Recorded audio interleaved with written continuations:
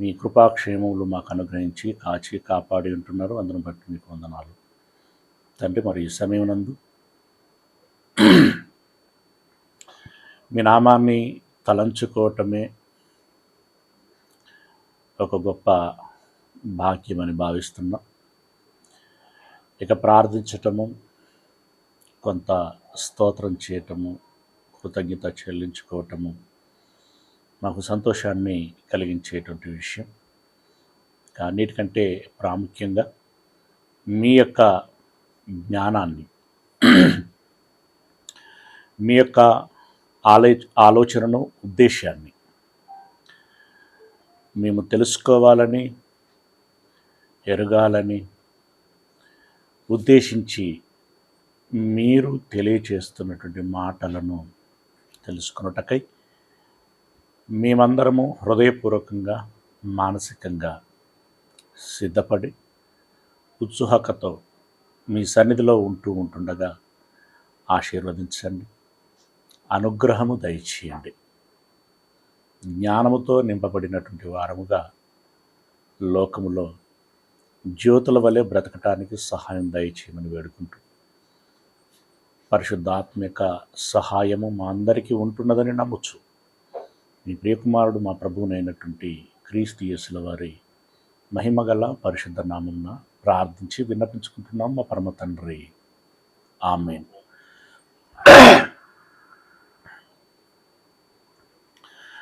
మరొకసారి ప్యానల్లో ఉన్నటువంటి మీ అందరికీ ప్రభు నామమున శుభాభివందనలు తెలియజేస్తున్నాను.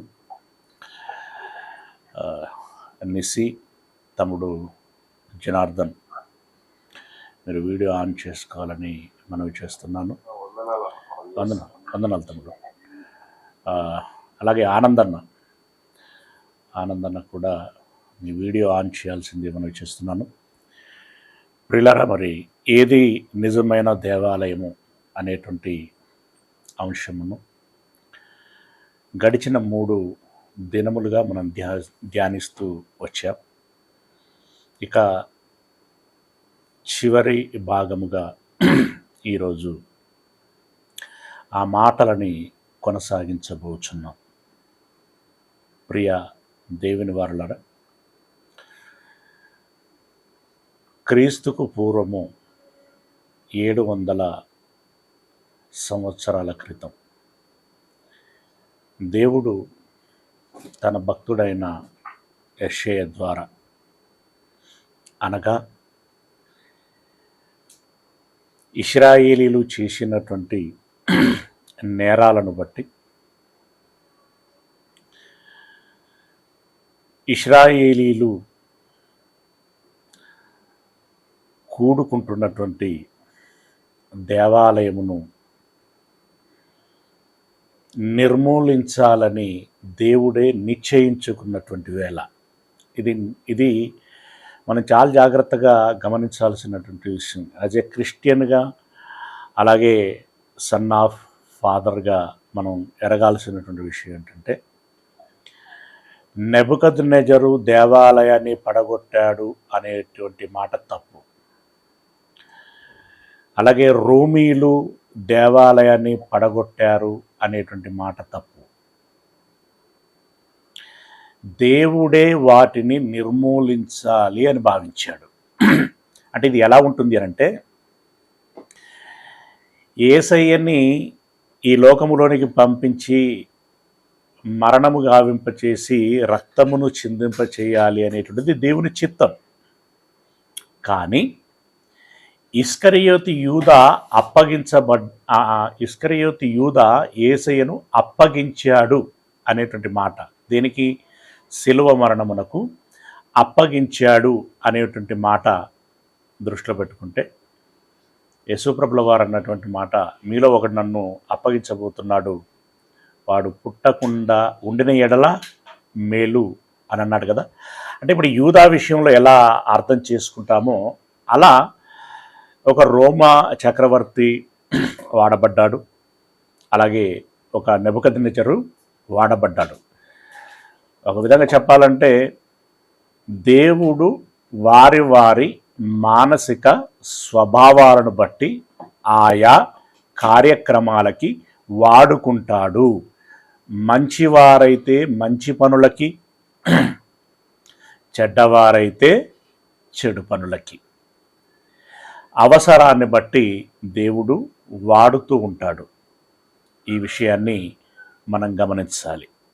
అయితే ఎప్పుడైతే వాటిని నిర్మూలించాలి, హస్తకృతములైనటువంటి వాటిని నాకు వద్దు అని అనుకున్నటువంటి దేవుడు శాశ్వతమైనటువంటి మందిర నిర్మాణమును చేయాలి అని అనుకున్నాడు. అలా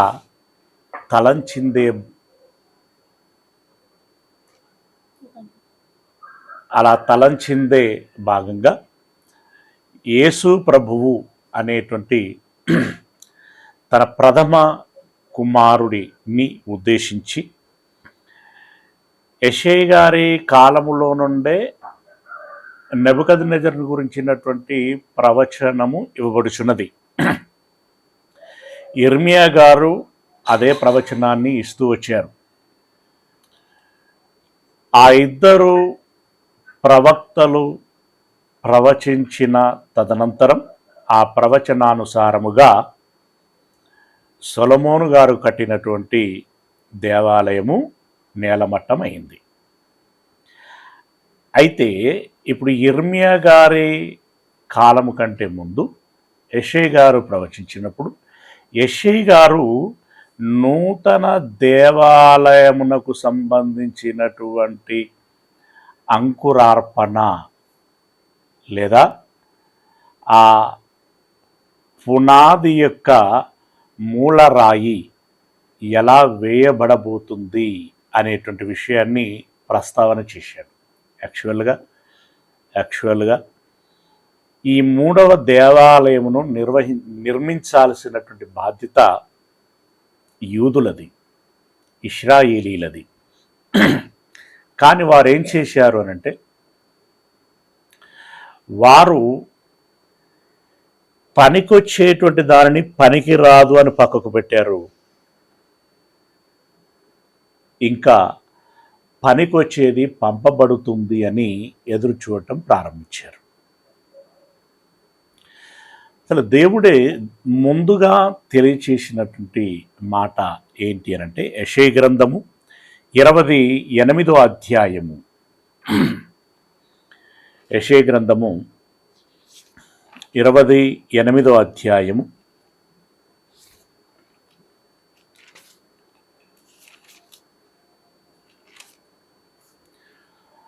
16వ వచనం. యెషయా గ్రంథము 28వ అధ్యాయము 16వ వచనం.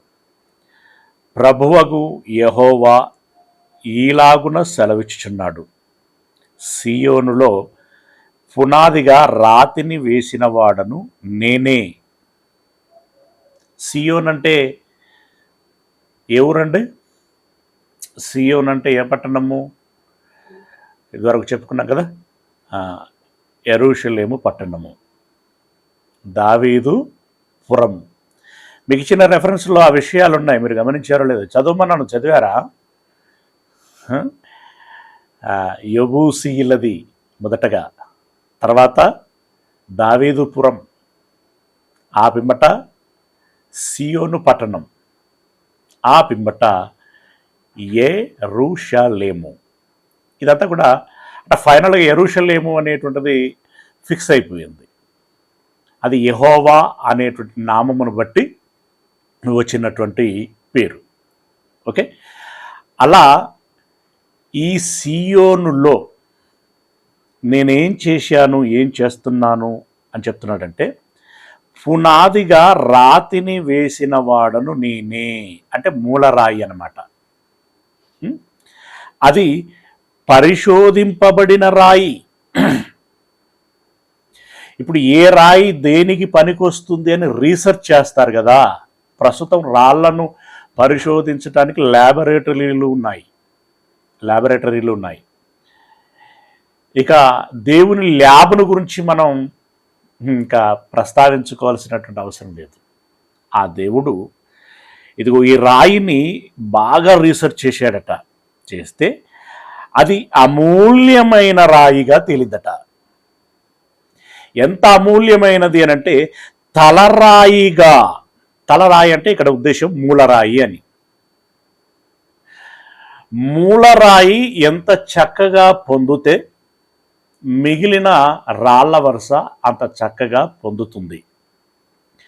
ఈ రాళ్ళన్నీ చక్కగా పొందితే ఆ పునాది పరిపూర్ణంగా బలంగా వేయబడుచున్నది అని దాని అర్థం. పునాది ఎంత బలంగా ఉంటే గోడ అంత బలంగా ఉంటుంది.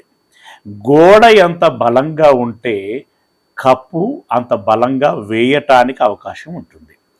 కప్పు ఎంత బలంగా ఉంటే ఆ ఇల్లు అంత బలంగా ఉంది అని దాని అర్థం. అవునా? ఇప్పుడు ఇక్కడ ఈ మూలరాయిగా యేసయ్యను వేస్తాను అని అంటున్నాడు.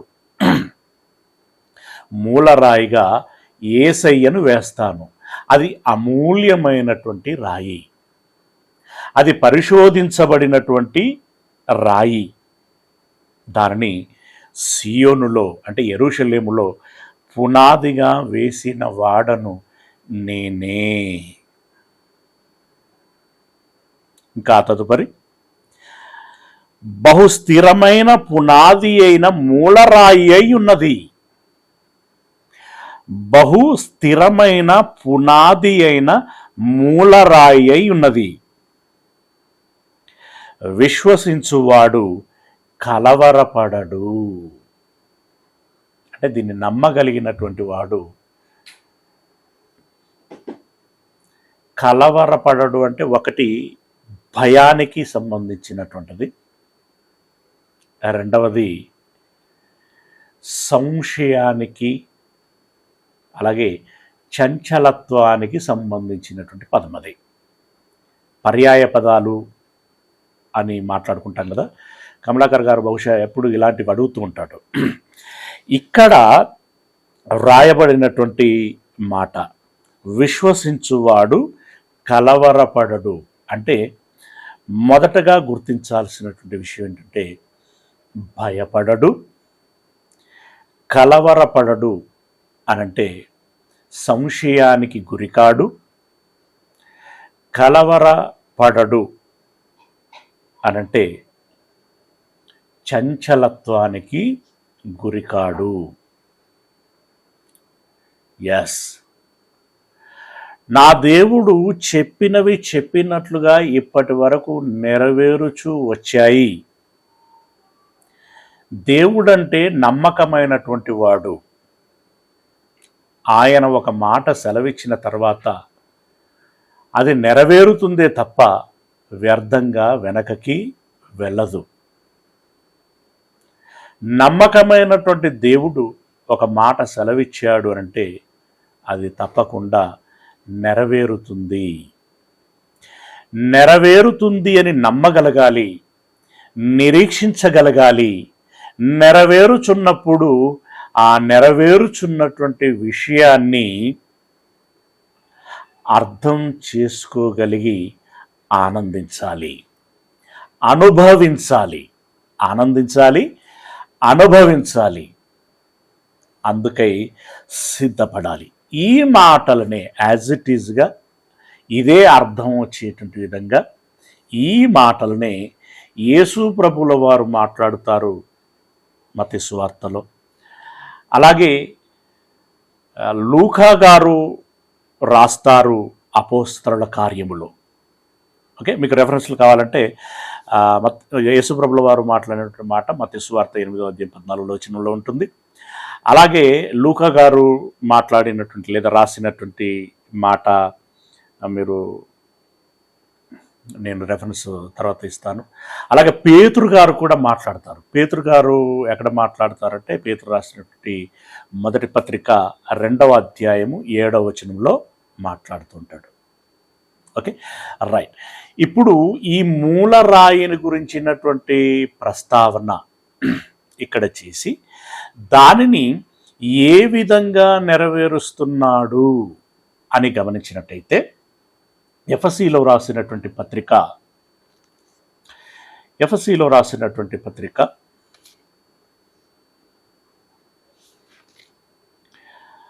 2వ అధ్యాయము 20వ వచనం.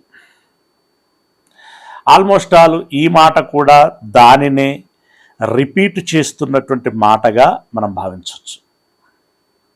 ఓకేనా? రైట్. 2వ అధ్యాయము 20వ వచనం ఏమన్నాడు అనంటే, క్రీస్తు యేసే ముఖ్యమైన మూలరాయి అయి ఉండగా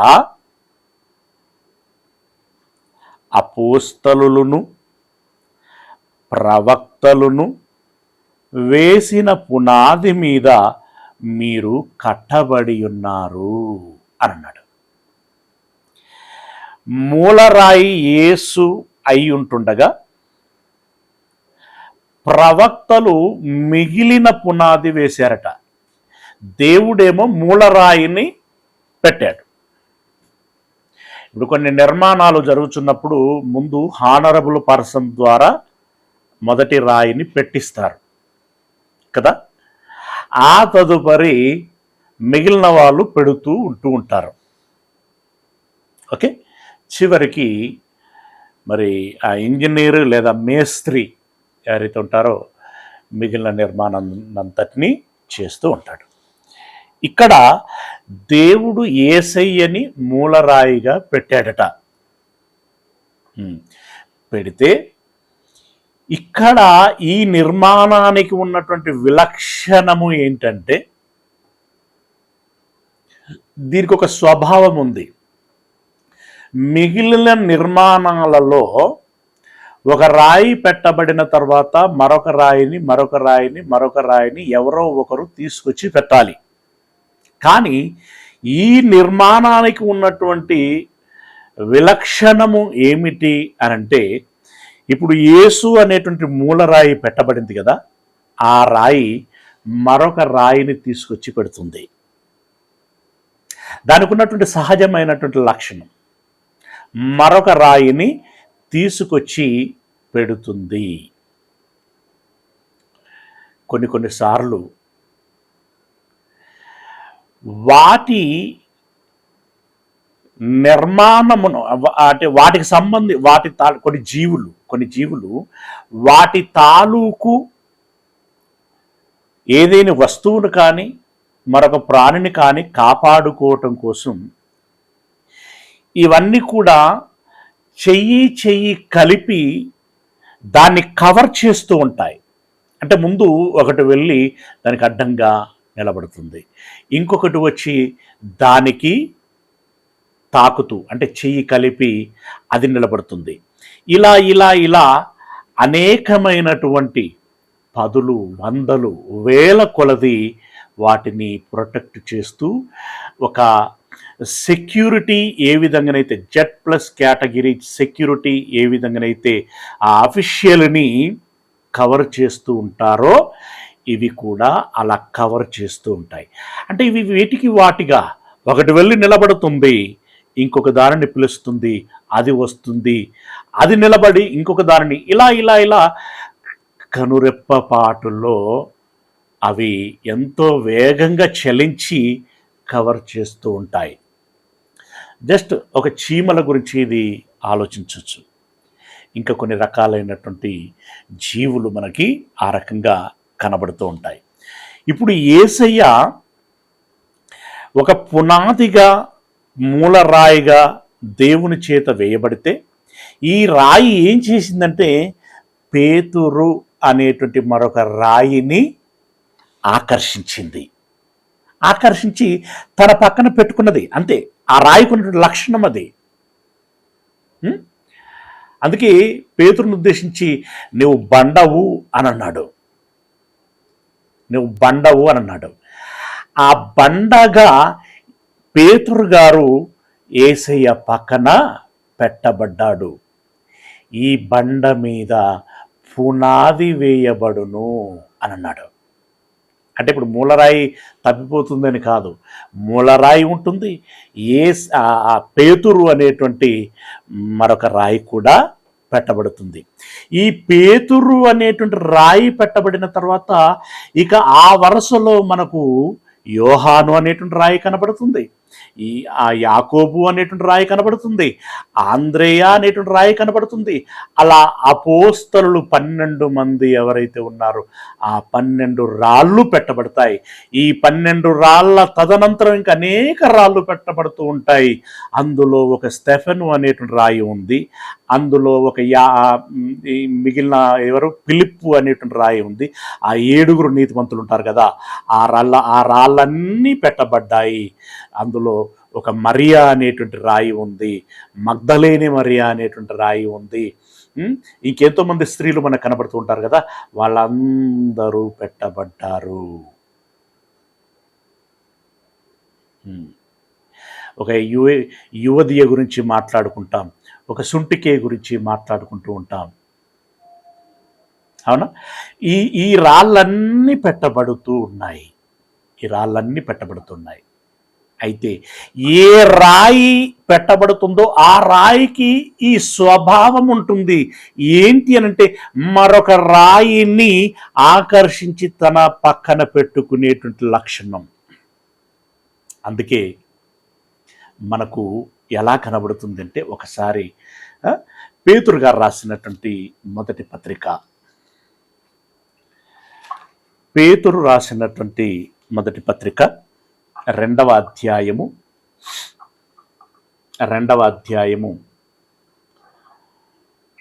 5వ వచనం, 2వ అధ్యాయము 5వ వచనంలో మనకి అద్భుతమైనటువంటి మాట కనబడుతుంది. ఓకే, ఏమన్నాడు ఇక్కడ? యేసుక్రీస్తు ద్వారా దేవునికి అనుకూలములగు ఆత్మ సంబంధమైన బలులను అర్పించుటకు.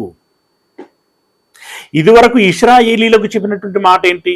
మీ బలులు, మీ ధూపములు, నైవేద్యములు ఎక్కడ అర్పించాలని చెప్పాడు? నేనేర్పరచుకున్నటువంటి స్థలమునకు మీరు యాత్ర చేసి వచ్చి అర్పించాలి అని అన్నాడు. ఆయన ఏర్పరచుకున్నటువంటి స్థలము ఏదయ్యా అంటే, చివరికి తేలింది, అన్నిట్లో ఉన్నారు ఎవరు, రైట్, చివరికి తేలింది ఏంటి అని అంటే అది సియోను అని. సియోనులో ఏర్పాటు చేసుకున్నాడు. ఇప్పుడు నాట్ ఓన్లీ సియోను, ఇప్పుడు స్థలాన్ని మార్చాడు. ఎలా? యేసుక్రీస్తు ద్వారా దేవునికి అనుకూలములగు ఆత్మ సంబంధమైన బలులను అర్పించుటకు. అంటే ఇదే ఆరాధన చేయటానికి. అయితే అప్పుడు భౌతిక శారీరక సంబంధమైనటువంటి బలులు అర్పించబడ్డాయి, గొర్రె, మేక, పశువు తదితరమైనటువంటివి. ఇప్పుడు ఆత్మ సంబంధమైన బలులు, విరిగి నలిగిన హృదయమే ఆయనకు ఒక బలి. అవునా? ఇలా ఆత్మ సంబంధమైనటువంటి బలులు అనంటే, మనము వాక్యము చెప్పి ఎంతమందినైతే మార్చి, వారు అంటే మార్చటానికంటే మారాలంటే వారు ముందు పాశ్చాత్తాపపడాలి. ఈ సీక్వెన్స్ మర్చిపోకూడదు. మనం వాక్యం చెప్పినప్పుడు సత్యం తెలుసుకొని, సత్యం తెలిసిన తర్వాత అయ్యో ఇదా, నేను ఎంత మూర్ఖంగా ఆలోచించాను, నేను ఎంత అజ్ఞానంగా బ్రతికాను, అయ్యో నేను తప్పు చేశానే అని చెప్పి ఆ తప్పును గురించి తాను పాశ్చాత్తాపపడి, ఇక నుండి నేను ఇలా ఉండను, నేను మారుతాను అని చెప్పి మారి బాప్తిసం తీసుకొని ఒక ఫలవంతమైనటువంటి ఆత్మగా దేవుని చెంతకు మనం తీసుకొచ్చి ఇచ్చేటువంటిది, అప్పగించేది ఏదైతే ఉంటుందో అది ఆత్మ సంబంధమైన బలి. ఈ ఆత్మ సంబంధమైనటువంటి బలులను అర్పించటానికి పరిశుద్ధ యాజకులుగా మనము ఉండునట్లు, మీరును అంటే మనమందరం అన్నమాట, మీరును సజీవమైన రాళ్ల వలె ఉండి ఆత్మ సంబంధమైన మందిరముగా కట్టబడుచున్నారు. ఒకప్పటి మందిరము భౌతిక సంబంధమైనటువంటిది. ఇప్పుడు కట్టబడుచున్నటువంటి మందిరము ఆత్మ సంబంధమైన మందిరము. ఇప్పుడు ఈ మందిరమును గురించి మనం ఆలోచిస్తే యేసయ్య అనేటువంటి రాయి మూలరాయిగా పెట్టబడితే, ఆ తర్వాత అపోస్తలులు, ఆ తర్వాత అనేకులైనటువంటి నీతిమంతులైన శిష్యులు ఆ రాళ్ళ సరసన పేర్చబడ్డాయి. ఇక చెప్పుకున్నాం కదా, ఈ రాళ్లకు ఉన్నటువంటి స్వభావం ఏంటంటే, అది ఆ పునాదిలో లేదా గోడలో పెట్టబడిన తర్వాత అది ఊరికే ఉండదు, మరొక రాయిని ఆకర్షిస్తూ ఉంటుంది. ఆ ఆకర్షిస్తూ ఉన్నటువంటి లక్షణాన్ని బట్టే మొదటి శతాబ్దం గతించిన తర్వాత 2వ శతాబ్దంలో, 3వ శతాబ్దంలో, 4వ శతాబ్దంలో, ఇలా 21వ శతాబ్దం వరకు అనేక రాళ్ళు ఆకర్షించబడ్డాయి. అనేక రాళ్ళు ఇందులో పేర్చబడుతూ ఉన్నాయి. ఆకర్షణకి గురైనటువంటి రాయినే నేను, ఆ ఆకర్షణకి గురైనటువంటి రాళ్ళే మీరు. అలా మనమందరము ఈ నిర్మాణములో పాత్ర వహిస్తూ వస్తున్నాము. ఇక అందుకే చూడండి, మనకున్నటువంటి వ్యక్తిగత, అంటే ఒక క్రైస్తవులముగా వ్యక్తిగత ఆరాటము ఏమిటి అనంటే, ఎవరికన్నా వాక్యం చెప్పాలి, ఎవరికైనా దేవుని గురించి, యేసయ్యను గురించి అర్థం చేయించాలి, ఎవరినైనా దేవుని సన్నిధిలోనికి నడిపించాలి. అలా ఒక మ్యాగ్నెట్ వేస్తాం. ఏం మ్యాగ్నెట్ అది? దేవుని మాట అనేటువంటి ఒక మ్యాగ్నెట్ వేస్తాం. ఈ మ్యాగ్నెట్కి ఆ రాయి పట్టుకుంది అనంటే ఆకర్షించబడింది అని అర్థం. పట్టబడగానే ఆ రాయిని తీసుకొచ్చి ఎందులో పెడతాం? తీసుకొచ్చి మన పక్కన కూర్చుండబెట్టుకుంటాం. అంటే దాని అర్థం ఏంటంటే, మన పక్కన ఆ రాయిని పేర్చుతాము. ఇలా ఇలా ఇలా ఇలా మొదటి శతాబ్దం నుండి ఇప్పటి వరకు ఆ నిర్మాణము జరుగుతూనే ఉన్నది. ఇప్పుడు నిర్మాణము జరుగుతూనే ఉన్నదంటే, ఇప్పుడు నిర్మాణము ఇంకా జరుగుతూ ఉంటే మరి అంతకాలం దేవుడు ఎక్కడ ఉండాలి? అప్పటి వరకు దేవాలయం అసంపూర్ణమైనటువంటిదేనా? అసలు ఈ దేవాలయ నిర్మాణము సంపూర్ణం ఎప్పుడవుతుంది అనంటే, ఇక్కడ మీరు జాగ్రత్తగా గమనించాల్సినటువంటి విషయం ఏంటంటే, ఈ దేవాలయమునకున్నటువంటి మరొక గొప్ప లక్షణము ఏమిటి అనంటే, మీరు ఎయిర్ బెలూన్ను ఎప్పుడైనా గమనించారా? ఎయిర్ బెలూన్ అంటే నీటి బుడగ. నీటి బుడగలు రకరకాలుగా వస్తూ ఉంటాయి, రకరకాల కారణాలతో వస్తూ ఉంటాయి. మనకు ఈజీగా అర్థం అవ్వాలంటే, మనకు బట్టలను ఉతకటం బాగా పరిచయం ఉన్నటువంటి విషయం కాబట్టి, రోజు గమనిస్తూ ఉంటాం కాబట్టి, మీరు ఎప్పుడైనా సీరియస్గా గమనించారా? మనం పిండుతూ ఉన్నప్పుడు కింద నురుగు ఫామ్ అవుతూ ఉంటుంది. ఆ నురుగుకి ఉన్నటువంటి లక్షణం ఏంటంటే, ముందు ఒక చిన్న బుడగ మనకి కనిపించింది అనుకోండి, అంటే అనేక బుడగలు ఉంటూ ఉంటాయి, అందులో ఒక చిన్న బుడగని గమనించండి. బుడగ అనంటేనే ఒక సంపూర్ణ ఆకృతి కలిగినటువంటిది, గుండ్రాన్ని సంపూర్ణ ఆకృతిని కలిగినటువంటిది. ఇప్పుడు పక్కపక్కనే ఉన్నటువంటి 2 బుడగలు కలిసి ఏమవుతాయో తెలుసా? ఈ 2 చిన్న బుడగలు కలిసి ఒక పెద్ద బుడగ అవుతుంది. ఏమండి? ఇది శాస్త్రీయంగా ఒక టెక్నాలజీ ఉంటుంది. ఈ 2 బుడగలు కలుస్తాయి, అప్పుడు కాస్త పెద్దది అవుతుంది. ఇప్పుడు చిన్నదిగా ఉన్నప్పుడు గుండ్రంగానే సంపూర్ణంగానే ఉంది, ఈ 2 కలవగా పెద్ద బెలూన్ అయింది, ఇప్పుడు అంటే పెద్ద బుడగ అయింది, అప్పుడు కూడా సంపూర్ణమైనటువంటి గుండ్రని ఆకృతి ఉంటుంది, మర్చిపోకూడదు. అలా అలా ఎన్ని బుడగలు వస్తూ ఉంటే అన్ని బుడగలను దానిలో కలుపుకుంటూ ఉంటుంది. కలుపుకుంటూ ఉన్న కొలది పెద్ద బుడగగా మారిపోతుంటుంది. మీరు ఇందాక చెప్పినట్టుగానే ఆ నురగా వచ్చేటువంటి సమయంలో మీరు చూడండి, ఇంత చిన్న బుడగ ఉంటుంది, దాంతోపాటు ఇంత పెద్ద బుడగ కూడా అదే నురుగులో నీకు కనబడుతూ ఉంటుంది. ఇంత పెద్ద నురుగు ఎలా వచ్చింది? ఒకేసారిగా అలా ఫామ్ కాలేదు. దాని పక్కన ఉన్నటువంటి చిన్న చిన్న బుడగలను కలుపుకుంటూ అంత పెద్ద బుడగ ఫామ్ అయింది. అంటే దానికి ఉన్నట్టు లక్షణం ఏంటి? దాని పక్కన ఉన్నటువంటి బుడగను తనలో కలుపుకొని అది విస్తరిస్తూ ఉంటుంది. అలాగే 12 మంది అపోస్తలులుగా దేవాలయము ప్రారంభమైంది. యేసుక్రీస్తు మూలరాయి వేయబడగా 12 మంది దేవాలయముగా, అంటే అప్పుడు సంపూర్ణ దేవాలయమే అది. ఆ సంపూర్ణ దేవాలయములోనికి ఇక ఒకటొకటిగా పేర్చబడుతున్నాయి. పేతురు అపోస్తలులు ఆకర్షిస్తే 3000 వచ్చాయి కదా రాళ్ళు, కలపబడ్డాయి. 5000 వచ్చాయి కదా రాళ్ళు, కలపబడ్డాయి. దినదినము చేర్చబడుతున్నారు కదా రాళ్ళు, కలపబడ్డాయి. స్టెఫెను ప్రసంగం ద్వారా కొంతమంది, ఫిలిప్పు ప్రసంగం ద్వారా కొంతమంది, ఇక పౌలు గారి ప్రసంగం ద్వారా ఇంక అనేకులు ఇలా చేర్చబడుతూనే ఉన్నారు. అది ఎప్పుడూ సంపూర్ణమైనటువంటి దేవాలయమే. ఆ సంపూర్ణ దేవాలయము అప్పటి నుండి ఇప్పటి వరకు ఏమవుతున్నదంటే ఇలా స్ప్రెడ్ అవుతూ ఉన్నది, పెద్దదవుతూ ఉన్నదన్నమాట, పెద్దదవుతూ ఉన్నది.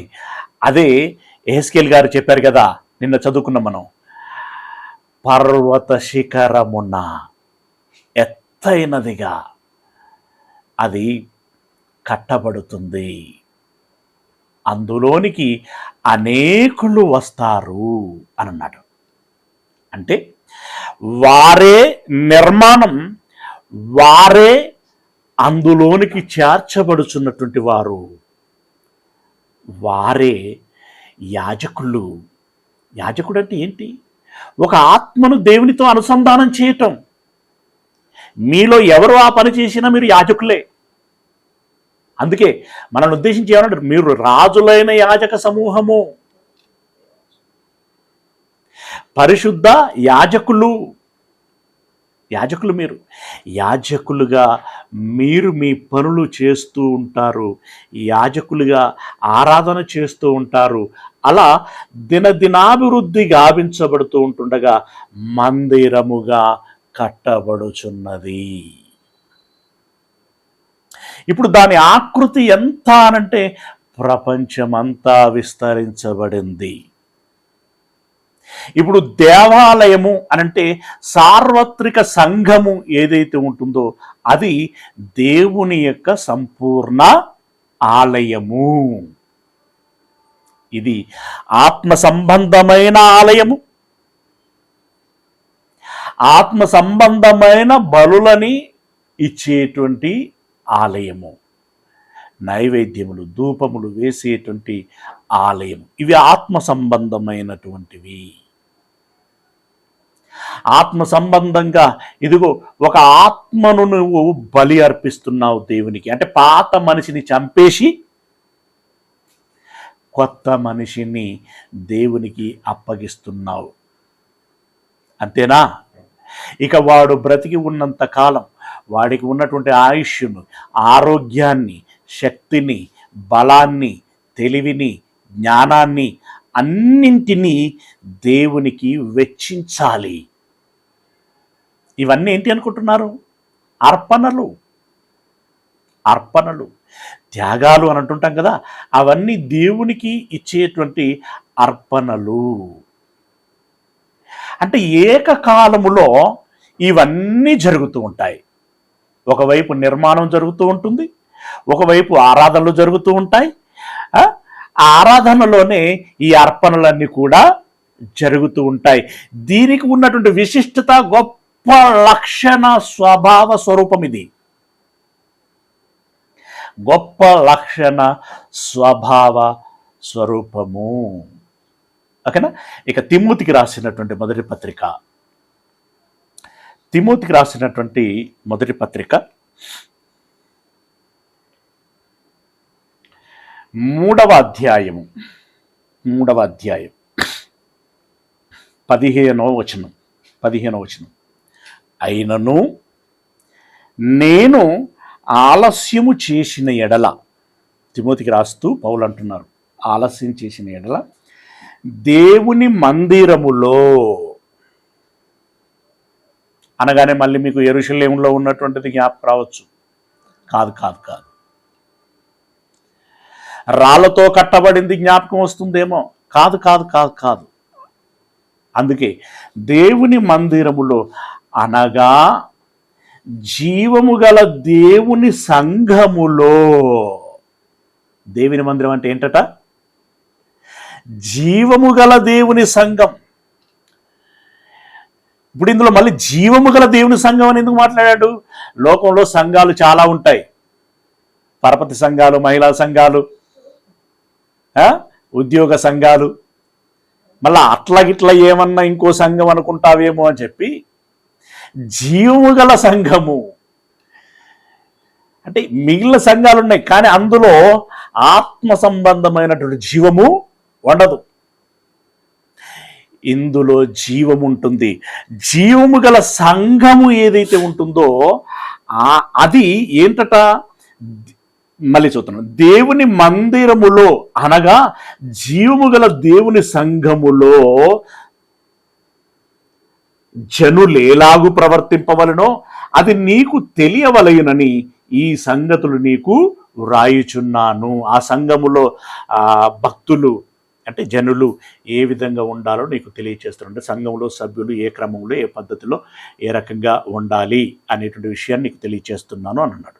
పౌలు గారు తెలియచేసినట్టుగా మరి తిమోతి గారు అలా సంఘములను ఏర్పాటు చేస్తూ వచ్చాడు. ఒక రూపురేఖలు వచ్చేటట్టుగా ఆయన గ్రౌండ్లో ఉండి పని చేస్తూ వచ్చాడు తిమోతి గారు. ఓకే, ఇప్పుడు చెప్పండి, ఈ వచనాన్ని బట్టి దేవుని ఆలయం ఏది? దేవుని మందిరము ఏది? దేవుని మందిరం ఏది చెప్పండి? దేవుని మందిరము ఏది అనంటే సంఘము. ప్రస్ఫుటంగా మనకి ఇక్కడ అర్థమవుతున్నటువంటి విషయం. దేవుని మందిరము ఏంటి అనంటే సంఘము. సంఘము. మోషే గారు దేవుని చేత ఒక చక్కని సాక్ష్యాన్ని సంపాదించాడు. ఏంటి అనంటే నా ఇల్లంతటిలో నమ్మకమైన వాడు అని. అప్పుడు ఆయన ఇల్లేది చెప్పాలి. భౌతికంగా మనకొకటి ఎక్స్ప్రెస్ అవుతుంది, ఆత్మీయంగా మనకొకటి ఎక్స్ప్రెస్ అవుతుంది. మనుషులు ఒకటి తలంచొచ్చు, కానీ ఆయన తలంపు వేరుగా ఉంటుంది. మనిషికి ఒకటి సంతృప్తినివ్వచ్చు, కానీ ఆయనకు మనిషికి సంతృప్తి అయింది దేవునికి సంతృప్తి అవ్వాలనేది ఏమీ లేదు. దేవుడు సంతృప్తి పడేటువంటి విధానం ఉంటుంది. ఆయన ఎప్పుడూ ఒక ఇల్లు తాను ఏర్పాటు చేసుకుంటూ వచ్చాడు. అదే మీకు చెప్పాను. జర్నీలో ఎవరి మధ్యలో ఉండాలనుకున్నాడు ఆయన? జనుల మధ్యలోనే కదా. అలాగే యెరూషలేమునకి, అంటే యెరూషలేం మీన్స్ కనాను దేశములోనికి వచ్చిన తర్వాత కూడా జనుల మధ్యలోనే ఉండాలి అని అనుకుని ఆ విధంగా వారికి స్థిర నివాసాలను కల్పించాడు. మామూలునే ఉంటున్నాడు ఆయన, జనుల మధ్యలో కంఫర్ట్గా ఉన్నాడు ఆయన. కానీ దేవుని ఆశీర్వాదాన్ని బట్టి రాజైనటువంటి దావీదు దేవదారు మ్రాణులతో కట్టబడినటువంటి ఇంటిలో ఉంటూ ఒక విశ్రాంతి తీసుకుంటున్నటువంటి వేళ ఆయనకు ఒక ఆలోచన వచ్చింది. ఆయనకు వచ్చిన ఆలోచనది ఏమని? నేనైతే ఇంత విలాసవంతంగా దేవదారు మ్రాణుతో కట్టబడినటువంటి నిర్మాణంలో నేను ఉంటున్నానే, కానీ నా దేవుడు గుడారములో ఉంటున్నాడు. అంటే ఒక మనిషిగా తనకు వచ్చినటువంటి తలంపు అది. గుడారంలో ఉంటున్నాను, ఇది నాకు భావ్యమా? నో. దేవుడు ఎప్పుడు కూడా నాకంటే గొప్ప నివాసములో ఉండాలి.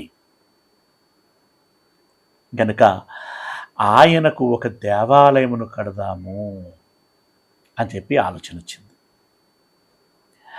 వెంటనే అప్పుడు ఉన్నటువంటి దైవజనుడికి ఆ వార్త తెలియచేశాడు. అతడు వెళ్ళి దేవునికి చెప్పాడు. దేవుడు ఒకసారి బగ్గు అన్నాడు. ఎవర్రా నీకు చెప్పింది? నాకేమైనా తక్కువైందని చెప్పానా? నేను పూరి గుడిసెలో ఉంటున్నానని చెప్పానా? నాకు ఇల్లేదిరా అని అన్నానా? నేను ఆల్రెడీ కంఫర్ట్గా ఉన్నాను. కంఫర్ట్ మీన్స్ నేను జనుల మధ్యలో ఉన్నాను. జనులే నా ఆవాసం, జనులే నా ఇల్లు అన్నటువంటి దేవుడు మళ్ళీ తన కుమారుడు ముచ్చట పడినటువంటి దానిని కాదంటే వాడు హర్ట్ అవుతాడు అనేటువంటి ఒక సెన్సిటివ్ మైండ్ ఉన్నటువంటి దేవుడు, సరేరా, మళ్ళీ అదే దైవజనునికి చెప్తున్నాడు, వాడు ముచ్చట పడుతున్నాడు కదా, సరే అని చెప్పు, కానీ ఒకటేంటంటే వాడు కట్టకూడదు. ఎందుకంటే జనులు వాడిని అర్థం చేసుకున్న పార్శ్వం వేరు. నాకు తెలుసు వాడేందో, కానీ జనులు అర్థం చేసుకున్నది వేరు. జనులు ఏమని అర్థం చేసుకున్నారు? ఒక హంతకుడు అని అర్థం చేసుకున్నారు దావీదుని. ఒక రక్తము చిందించినటువంటి వాడు అని అర్థం చేసుకున్నారు. హంతకుడు, రక్తం చిందించిన వాడు అనంటే వాళ్ళ దృష్టిలో ఒక క్రూరుడు. అలాంటి క్రూరుడు దేవాలయము కడితే వారు అదే మైండ్ సెట్ తోటి ఈ దేవాలయము కూడా అలాంటిదే అని భావిస్తారు. కాబట్టి అతడు కట్టకుండా అతడు ఇలాగు యుద్ధాలు చేసి కనాను భూభాగం అంతటిని సంపూర్ణంగా స్వతంత్రించుకోవటం జరుగుతుంది. ఇక ఆ తర్వాత ఈ యుద్ధాలు చేయవలసినటువంటి అవసరత రాదు. దేశము నెమ్మదిగా ఉంటుంది, సమాధానంగా ఉంటుంది. అప్పుడు అతని గర్భము నుండి వచ్చినటువంటి కుమారుడు ఆ నిర్మాణమును చేపడితే ప్రపంచ ప్రజలకి దేవాలయం పట్ల సానుకూల దృక్పథము ఏర్పడుతుంది. అందుకే చూడండి, ఆ దావీదు గారి కుమారుడైనటువంటి సొలొమోను గారు రాజైన తర్వాత సొలొమోను గారు యుద్ధాలు చేయవలసినటువంటి అవసరత రాల. ఆయన 40 సంవత్సరాలు హ్యాపీగా జరిగిపోయింది జర్నీ అంతా. ఏమంటే ముందు 7 సంవత్సరాలు దేవాలయ నిర్మాణం చేశాడు ఆయన, ఆ పనిలో నిమగ్నమై ఉన్నాడు. అవునా? ఇక ఆ పిమ్మట పురాన్ని, ఆ పట్టణాన్ని ఇంకా కొంచెం విస్తరించాడు, ఆల్టరేషన్ చేశాడు అనుకోవచ్చు. ఇంకా ఎక్స్ట్రాగా కొన్ని కన్స్ట్రక్షన్స్ చేశాడు. అంటే పట్టణాన్ని మొత్తంగా విలాసవంతంగా తీర్చిదిద్దుకున్నాడు. ఇక తర్వాత మరి కొన్ని అనుభవాల ద్వారా కొన్ని నేర్చుకోవాలి, కొన్ని రాయాలి అనేటువంటి ఉద్దేశంతో సామెతలు రాయటం, అలాగే ప్రసంగి పుస్తకం రాయటం, పరమగీతాలు రాయటం, ఇవన్నీ చేశాడు. ఈ అనుభవంలో భాగంగా మనకు ఆయన ఒకసారి సైడ్ ట్రాక్లోనికి వెళ్ళిపోవటం కూడా మనం గమనిస్తాం. సైడ్ ట్రాక్లోనికి వెళ్తాడు. అంతిమంగా ఏం జరిగింది అనేటువంటిది మనకు ఆ ప్రసంగి గ్రంథం చివరిలో చెప్పినటువంటి మాటను బట్టి మేబీ మళ్ళీ ఆయన జాగ్రత్త పడి దేవుని సన్నిధిలో ఉన్నాడేమో అని అనిపిస్తూ ఉంటుంది. ఓకే, ఇక ఆ విషయం మనకు అనవసరం. రైట్, మొత్తానికి ఆ రకంగా భౌతిక సంబంధమైనటువంటి నిర్మాణము ఆ రోజుల్లో ఏర్పాటు చేయబడింది. అది దేవుని యొక్క ఇంటెన్షన్ కాదది. దేవుడు తానుగా స్వతహాగా కోరుకున్నది కాదు. తాను స్వతహాగా కోరుకున్నది ఏంటంటే, నేను ఈ జనుల మధ్యలో ఉన్నాను, అదే నాకు చాలు,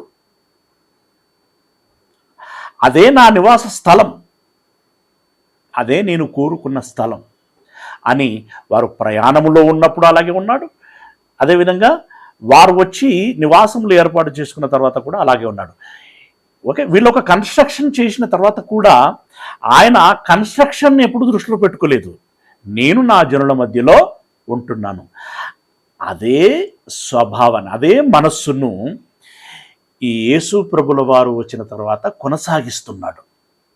మరే మధ్యలో వాళ్ళు ఏదో ఇక ఆలోచనలు చేశారు, వాళ్ళు ఏదో అనుకున్నారు, కోరుకున్నారు, కట్టుకున్నారు, ఆ విధంగా జరిగించుకున్నారు. కానీ నాకు అది వద్దురా, నాకు అలాంటివి వద్దు, నాకేం కావాలి? జనులు అనేటువంటి దేవాలయం కావాలి, పరిశుద్ధులు అనేటువంటి దేవాలయం కావాలి, సంఘము అనేటువంటి దేవాలయము కావాలి. మరి ఇప్పుడు మెదకులో కట్టబడింది ఏంటి? అలాగే ఇంకా చాలా పేర్లు చెప్తారు కదా, యాత్రలకు సంబంధించినటువంటి దేవాలయాలు, ఏదో ముత్తంగి అంటారు, ఇంకా విజయవాడ దగ్గర ఏదో అంటారు, పేర్లు నాకు అంతగా జ్ఞాపకం ఉండవు. ఇవి పెద్ద పెద్ద నిర్మాణాలు ఉన్నాయి కదా. రోమన్ క్యాథలిక్ వారు కొన్ని పట్టణాలలో కట్టే నిర్మాణాలు ఎలా ఉంటాయంటే విస్తుగొలిపేంత విధంగా ఉంటాయి, చాలా ఎత్తులో ఉంటాయి, కోట్లాది రూపాయలు ఖర్చు చేస్తూ ఉంటారు. అలాగే సిఎస్ఐ వారు కడుతూ ఉంటారు. అంటే వాళ్ళు ఒకరనే కాదు, లూథరన్ వాళ్ళు కడతా ఉంటారు. డినామినేషన్తో సంబంధం లేదండి, వాళ్ళు తాకత్తుకు మించి కట్టాలని భావిస్తూ ఉంటారు, ఆడంబరంగా కట్టాలి అనుకుంటూ ఉంటారు. అయితే కట్టేటువంటి సమయంలో వాళ్ళ ఉద్దేశం ఎలా ఉంటుందంటే ఇది దేవాలయము, హస్తకృతములైనటువంటిది నా ఆలయము కాదని ఆయన అంతగా చెప్పినా ఇప్పటికీ కూడా హస్తములతో నిర్మించబడినటువంటిదే దేవాలయము అని భావించేటువంటి వారు ఉంటారు. ఈ హస్తములతో కట్టబడినటువంటి దేవాలయం మీద ఉన్నంత ధ్యాస నిజంగా దేవుడు కోరుకుంటున్నటువంటి సంఘం అనే దేవాలయం మీద ఉండదు. ఆ నిర్మాణమును అంటే చేతులతో కట్టబడినటువంటి ఆ నిర్మాణమును జాగ్రత్తగా పాడవకుండా దుమ్ము పడితే దుమ్ము దులుపుకుంటూ జాగ్రత్తగా చూసుకుంటాడే కానీ ఈ సంఘములోనేటువంటి విశ్వాసులు ఎంత భ్రష్టు పట్టిపోయినా, ఎంత పాపపు పనులు చేస్తున్నా, ఎంత నీచంగా ప్రవర్తిస్తున్నా, పరిశుద్ధుల ముసుగులో పాపపు పనులు చేస్తున్నా కూడా ఏమనరు. అందరినీ అనట్లేదు, చాలామంది మాత్రం అలాగే ఉంటారు. ఎందుకు అనరు అనంటే ఏదో ఒకలాగా వాడు వస్తున్నాడు కదా, దశమ భాగం ఇస్తున్నాడు కదా, చాలు, ఇక వాడు ఏమైపోతే వాడు చూసుకుంటాడు, దేవుడు చూసుకుంటాడు, నాకు సంబంధం లేదు. పరిశుద్ధంగా ఉండాలని చెప్తాను, ఉంటే ఉన్నాడు, లేకుంటే లేదు. పరిశుద్ధంగా ఉండాలని మాత్రం నేను చెప్తాను, కానీ ఉంటే ఉన్నాడు, లేకుంటే లేదు. ఎందుకు అట్లట్లుంటావు నువ్వు? పరిశుద్ధంగా ఉండాల్సిందే, పరిశుద్ధంగా లేనివాడు సంఘమునకు రాకూడదు అని ఎందుకు అనరు అంటే మరుసటి దినం నుండి వాడు రాడు. రాకపోతే ఏమవుతుంది? సభ్యులు తగ్గిపోతారు. సభ్యులు తగ్గిపోతే ఏమవుతుంది? కానుకలు తగ్గిపోతాయి. కానుకలు తగ్గిపోతే ఏమవుతుంది? ఆదాయం తగ్గుతుంది. అంటే ఇప్పుడు చాలామంది దృష్టిలో ఈ సభ్యులు అనేటువంటి సంఘము ఏమైపోయినా పర్వాలేదు, అంటే చూడడానికి మాత్రం సంఖ్యలో పెద్దగానే ఉంటుందండి, సంఖ్యలో పెద్దగానే ఉంటుంది, కానీ అందులో సాలిడ్ పర్సన్స్ ఎంతమంది అని అంటే చెప్పడం కష్టమండి. సభ్యులు బాగానే ఉంటారు, కానీ అందులో పరిశుద్ధులు ఎంతమంది, దేవుడు కోరుకున్నటువంటి పరిపూర్ణ వ్యక్తిత్వాలు కలిగినటువంటి వారు ఎంతమంది అనంటే అది మళ్ళీ ప్రశ్నార్థకంగా మిగిలిపోతుంటుంది. దేవుడు కోరుకున్నది సంఖ్యను కాదు. ఏం కోరుకున్నాడు ఆయన? దేవుడు కోరుకున్నది పరిశుద్ధత, నీతి, నిజాయితీ, మంచి భక్తి కలిగినటువంటి వారిని కావాలని కోరుకున్నాడు. అలాంటి వారే నిజమైన సంఘ సభ్యులు, అలాంటి వారే నిజమైన దేవాలయం. అలాంటి దేవాలయములో ఆయన ఉంటాడు. ఎస్, నిర్మాణములో వాడబడవలసిన రాళ్ళు ఏంటి అని అంటే నమ్మకమైన రాళ్ళు వాడబడాలి అక్కడ. ఇవి ఆత్మ సంబంధమైన రాళ్ళు, ఆత్మ సంబంధమైన రాళ్ళుగా ఉండి ఆత్మ సంబంధమైన భక్తులుగా ఆత్మ సంబంధమైన ఆరాధన చేయగలగాలి. దేవుని ఇల్లును పరిశుద్ధంగా ఉంచాలి, దేవుని ఇల్లును పవిత్రమైనదిగా ఉంచాలి, దేవుని ఇల్లును ప్రకాశవంతమైనటువంటి దాన్నిగా ఉంచాలి అనేటువంటి బాధ్యత ప్రతి వ్యక్తిది ఉండాలి. ఆ వ్యక్తులకు నాయకత్వం వహిస్తున్నటువంటి పాస్టర్కి ఉండాలి, పెద్దలకి ఉండాలి, నమ్మకమైన వారై ఉండాలి. దేవుని ఇంటిలో ఒకప్పుడు మోషే నమ్మకమైనటువంటి వాడు ఉన్నాడు. ఆ తదుపరి యేసయ్య నమ్మకమైనటువంటి వాడుగా ఉన్నాడు. ఆ తదుపరి ఏం చెప్తున్నాడు చూడండి. హెబ్రీలో రాసినటువంటి పత్రిక 3వ అధ్యాయము, హెబ్రీలో రాసినటువంటి పత్రిక 3వ అధ్యాయము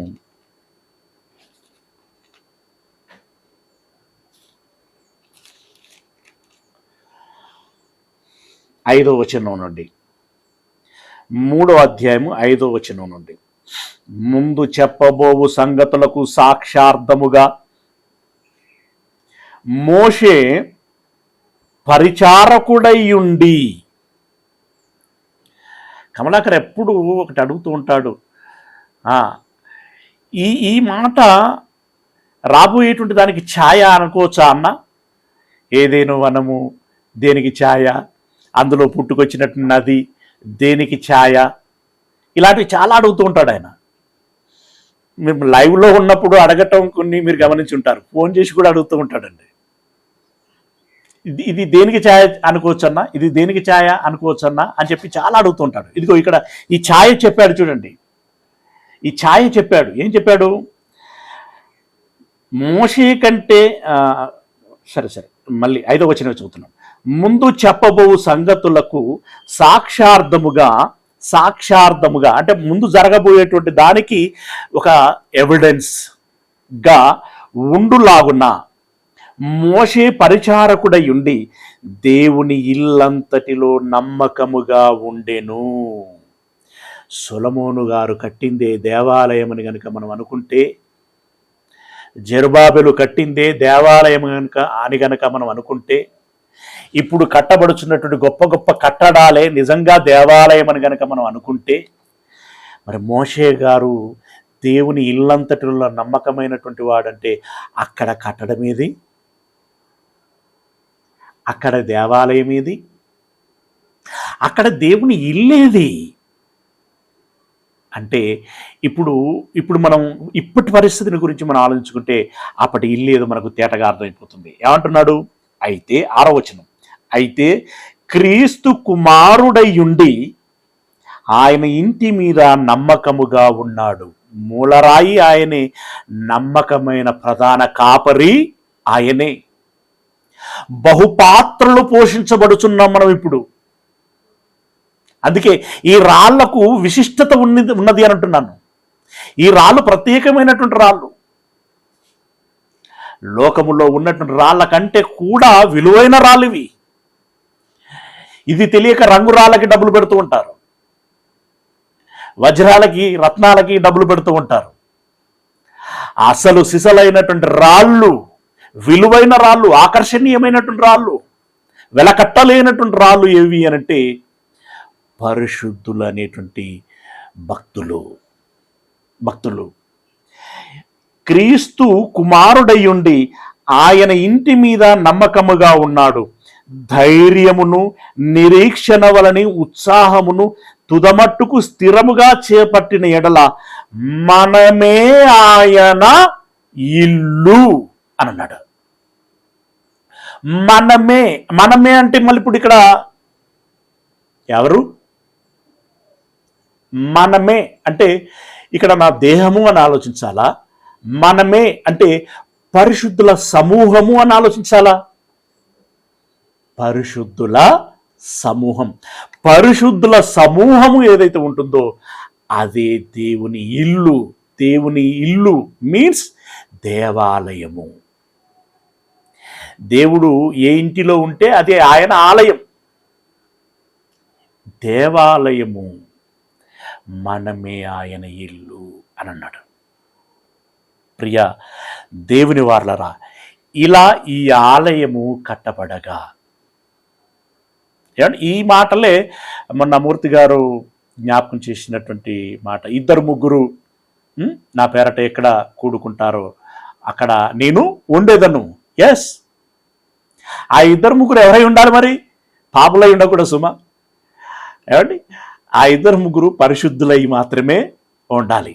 కానీ చాలా సంఘాలలో మీరు చూడండి, పాపులే ఏలుతూ ఉంటారు సంఘాన్ని.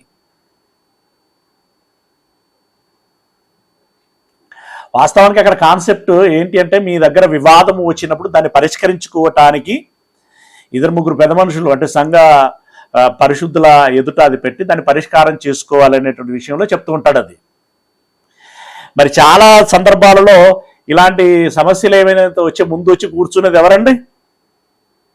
పెద్ద మనుషులు అనేటోళ్ళు. ఆ పెద్ద మనుషులు బ్యాక్గ్రౌండ్ ఎలా ఉంటుందండి? మోస్ట్లీ అంటే అన్ని సంఘాల గురించి నేను అలా అనలేను, అంటే నేను దోషినవుతాను.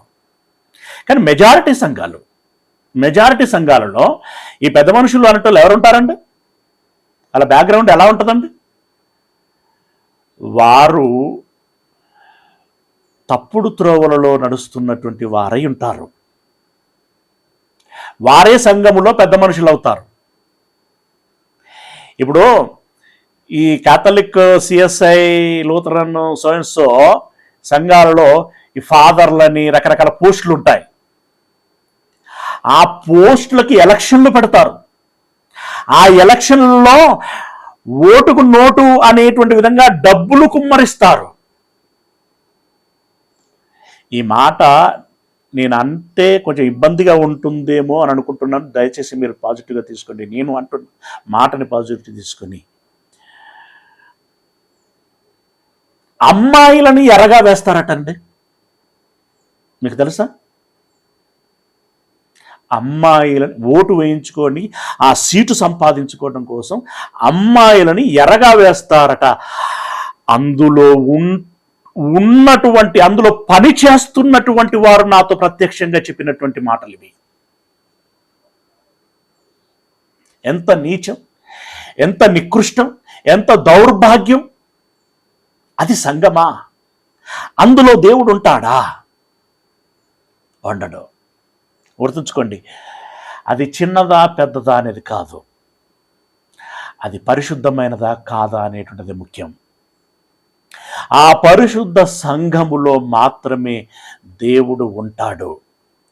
ఆ నిర్మాణములో ఒకవేళ ఈ పాపపు రాళ్ళు ఉన్నాయనుకోండి, ఏరేయాలి. మనకు కౌంట్ చేస్తే ఎన్ని రాళ్ళు ఉన్నాయంటే, అబ్బో ఇన్ని రాళ్ళు ఉన్నాయి కదా అని బయట వాళ్ళు అనుకోవాలని చెప్పేసి రాళ్ళన్నీ ఉంచుకోకూడదు. ఆ రాళ్లను ఏరేయాలి. పనికి రాని రాళ్ళు ఉన్నాయనుకోండి, గోడ కూలిపోతుంది, అంటే సంఘం పాడైపోతుంది. గనుక ఆ పరిశుద్ధమైనటువంటి రాళ్ళు ఉండాలి. ఆ రాళ్ళు అంటే ఆ మనుషులు, ఆ భక్తుల మధ్యలో దేవుడు వాసము చేస్తాడు. అలాంటి గొప్ప ఇల్లుగా మనము ఉండాలి. ఆ ఇల్లే సమస్తమైనటువంటి జనులకు ప్రార్థనా మందిరముగా ఉంటుంది అని అన్నాడు. అప్పుడే చెప్పాడు. అప్పుడు చెప్పినటువంటి మాటను ఇప్పుడు మనకు జ్ఞాపకం చేస్తున్నాడు. ఒక్కసారి యెషయా గ్రంథము 56వ అధ్యాయము 7వ వచనము. యెషయా గ్రంథము 56వ అధ్యాయము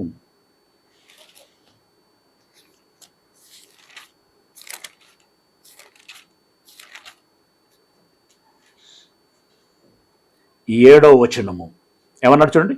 నా ప్రార్థన మందిరములో వారిని ఆనందింపచేసేదను, నా బలిపీఠం మీద వారు అర్పించు దహన బలులను నాకు అంగీకారములగును.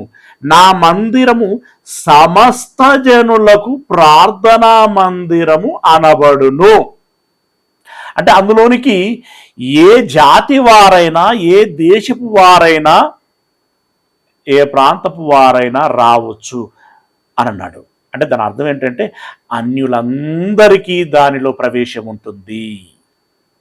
దానిలోనికి రావాలనుకున్నటువంటి వాళ్ళందరూ రావచ్చు అన్నాడు. ఈ మాటనే యేసయ్య అప్పుడు జ్ఞాపకం చేశాడు. మార్కు సువార్త 11వ అధ్యాయము 13వ వచనం. మార్కు సువార్త 11వ అధ్యాయము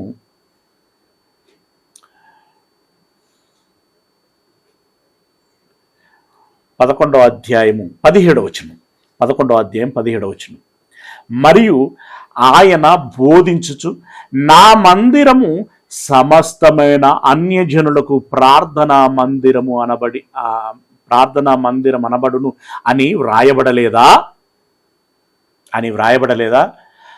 అయితే ఇప్పుడు మీరు దాన్ని ఏం చేశారంటే దొంగల గుహగా చేసి తిరా. నేను ఎంత ప్రాక్టికల్గా చెప్పాడు చూడండి. దేవుని మందిరమును సమస్త జనులకి ప్రార్థనా మందిరం అనబడుతుంది. అలాంటి ప్రార్థనా మందిరమును మీరు దొంగల గుహగా చేసి తిరి అని అన్నాడు.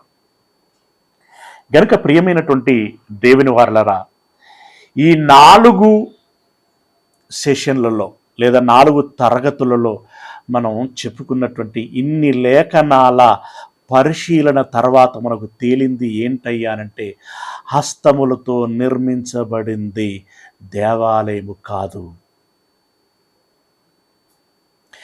మనుషులు అనేటువంటి భక్తులతో జమ చేయబడినటువంటి సంఘమే దేవుని ఆలయము. వాళ్ళు పరిశుద్ధులై ఉండాలి సుమా. పరిశుద్ధులైనటువంటి వారి సమూహమే దేవుని ఆలయము. ఆలయములో మనం ఉండాలి.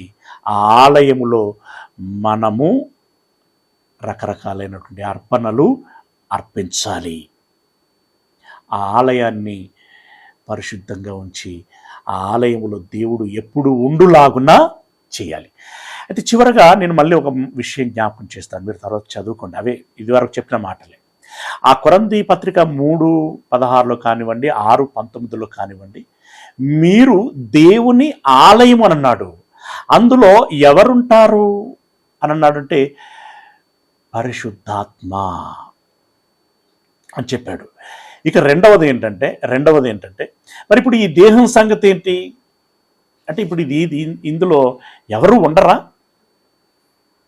ఉండరా అనంటే మీరు ఒకటి జ్ఞాపకం చేసుకోవాలి. పేతురు గారు చెప్పినటువంటి మాట ఆ లూకా సువార్త 2వ అధ్యాయము 37-38 వచనాలలో ఉంటుంది. ఏమని? మీరు మారు మనసు పొంది బాప్తిసం తీసుకున్న ఎడల పరిశుద్ధాత్మ అనేటువంటి వరము మీకు వస్తుంది అని అన్నాడు. అంటే బాప్తిసం తీసుకున్నామంటే దాని అర్థం ఏంటి? పాపాన్ని విడిచిపెట్టి పరిశుద్ధులమయ్యాం. మనం పరిశుద్ధులమైనప్పుడు మనలోనికి పరిశుద్ధాత్ముడు వస్తాడు.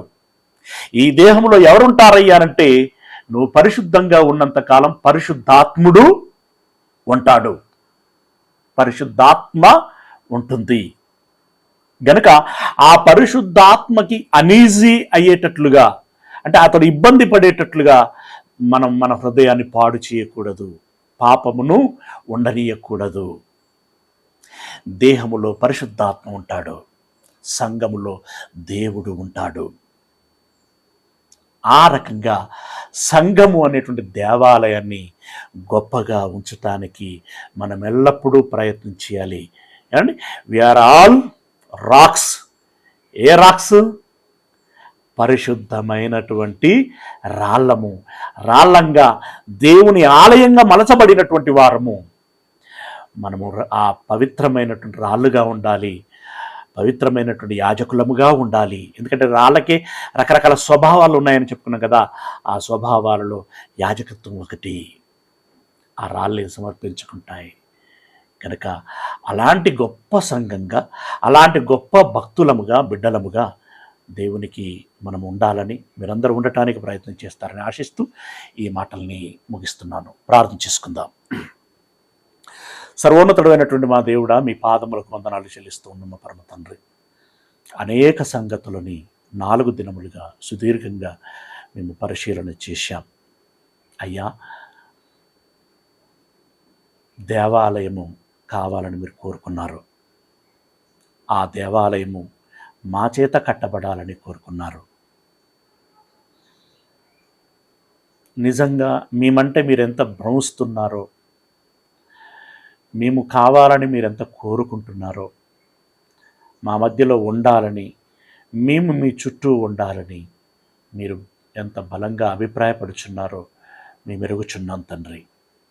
అయ్యా, ఈ మాటలు లోకములో ఉన్నటువంటి ప్రజలందరూ తెలుసుకొని గమనించి మీ చిత్తమునకు తగినట్లుగా ఉండగలిగేటువంటి కృపను దయచేయమని వేడుకుంటున్నాం. ఇదిగో ఈ మాటలు విన్నటువంటి మీ పిల్లలు తండ్రి హృదయంలో భద్రంగా ఉంచుకొని మీ చిత్తము చొప్పున దేవాలయంగా ఉండటానికి సహాయం దయచేయమని వేడుకుంటున్నాం. పరిశుద్ధాత్మిక తోడును ఉంచుమని వేడుకుంటున్నాం. తండ్రి మీ పిల్లలందరినీ దీవించండి, వారి కుటుంబాలను జ్ఞాపకం చేసుకోండి అయ్యా. వారి అనుదిన పనులలో మీరు తోడై ఉండండి. అంతిమంగా మీ చిత్తము చొప్పున ఈ జీవితాలను జీవించి సార్థకత చేసుకొని మీ ఆశీర్వాదమునకు పాత్రలమై పరలోక రాజ్యానికి, పట్టణానికి, స్వాస్థ్యానికి వారసులముగా ఉండగలిగేటువంటి కృపను దయచేయమని వేడుకుంటున్నాం. నిత్య జీవం మాకు కావాలి, నిత్య స్వాస్థ్యము మాకు కావాలి. ఆ రకంగా ఆశీర్వదించమని మనవి చేస్తూ మీ ప్రియకుమారుడు మా ప్రభువునైనటువంటి క్రీస్తు యేసుల వారి అత్యంత మహిమగల శక్తిగల నామమున ప్రార్థించి విన్నపించుకుంటున్నాం. మా పరమ తండ్రి. మన కన్న తండ్రి అయినటువంటి దేవుని ప్రేమ, ప్రభు అయినటువంటి యేసుక్రీస్తు వారి యొక్క కృపారక్షణ, పరిశుద్ధాత్మిక అన్యోన్య సహవాసము, సహాయము ఈ మాటలు విన్నటువంటి మనందరికీ విన్నదాని ప్రకారముగా దేవుని ఆలయములో ఒక పవిత్రమైన రాయినిగా నేనుండి అనేక రాళ్లను చేర్చి దేవునికి పలు విధములైనటువంటి అర్పణలు అర్పిస్తూ దేవుని చిత్తమును నెరవేర్చి దేవుని యొక్క సంపూర్ణ ఆశీర్వాదమునకు పాత్రలము కావాలని ప్రయత్నం చేసేటువంటి ప్రతి బిడ్డకి తన ప్రయత్నం అంతటిలో ఎల్లకాలము తోడై ఉండును గాక. ఆమేన్.